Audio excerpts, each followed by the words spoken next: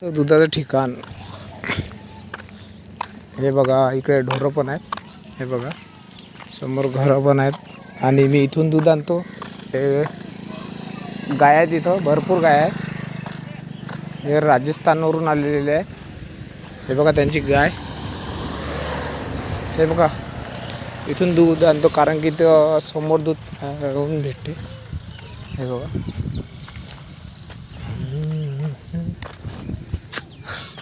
काय लक्ष्या. हे बघा गायांचा वाडा. हे गाय आहेत त्यांच्या. हे बघा गौमाता. गौमाता गौमाता की जय.